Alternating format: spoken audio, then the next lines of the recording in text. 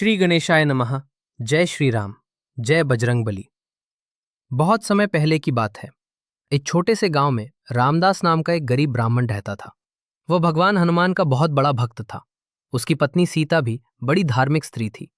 दोनों हर मंगलवार को व्रत रखते, हनुमान चालीसा का पाठ करते और मंदिर जाकर दीपक जलाते थे। लेकिन गरीबी इतनी थी कि कई बार उनके घर में खाने तक के लिए अन्न नहीं होता था।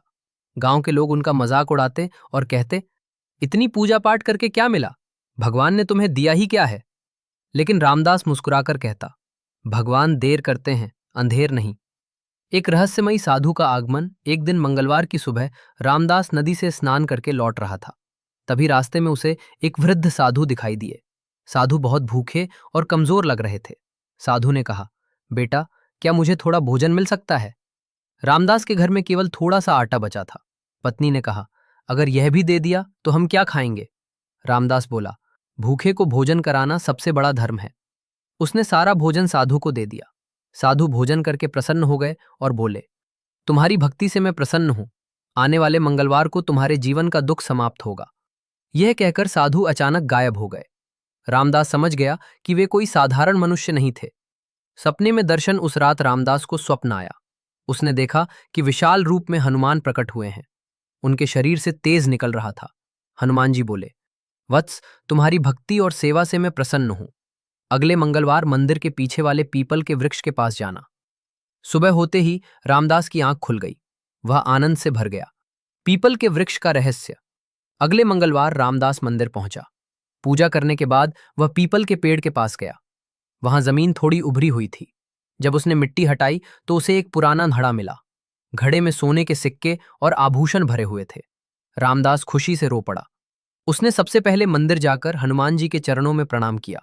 लेकिन उसने उस धन का घमंड नहीं किया। उसने गांव में गरीबों को भोजन कराया, मंदिर बनवाया और जरूरतमंदों की सहायता की।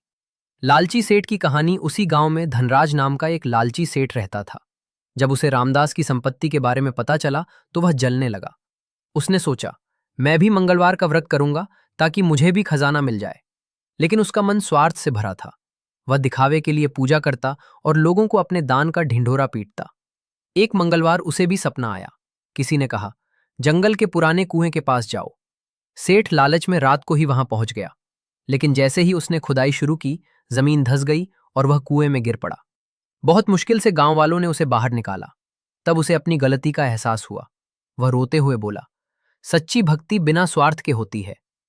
गांव में चमत्कार। धीरे धीरे रामदास की कहानी पूरे क्षेत्र में फैल गई। लोग मंगलवार का व्रत रखने लगे।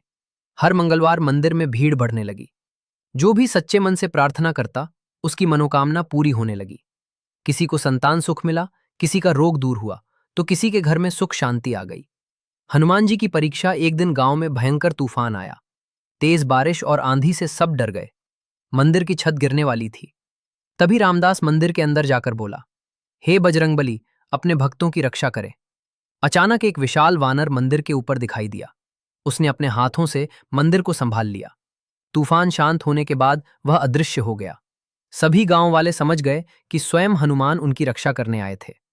मंगल व्रत का महत्व। कहा जाता है कि जो व्यक्ति सच्चे मन से मंगलवार का व्रत करता है, उसके जीवन के संकट दूर होते हैं, भय और नकारात्मक शक्तियां समाप्त होती हैं, घर में सुख समृद्धि आती है, हनुमान जी की विशेष कृपा प्राप्त होती है। मंगल व्रत विधि। व्रत करने की सही विधि। मंगलवार सुबह जल्दी उठें, स्नान करके लाल वस्त्र पहने, हनुमान जी को सिंदूर और चमेली का तेल चढ़ाएं, गुड़ और चने का भोग लगाएं, हनुमान चालीसा और बजरंग बाण का पाठ करें, दिन भर सात्विक भोजन करें, गरीबों को भोजन कराएं। कथा का संदेश। ये कथा हमें सिखाती है कि भगवान केवल सच्चे भक्तों पर कृपा करते हैं। भक्ति में दिखावा नहीं होना चाहिए। दया और सेवा सबसे बड़ा धर्म है। मंगलवार का व्रत श्रद्धा से करने पर जीवन बदल सकता है। मंगल व्रत आरती। आरती कीजय हनुमान लला की, दुष्ट दलन रघुनाथ कला की, जाके बल से गिरवर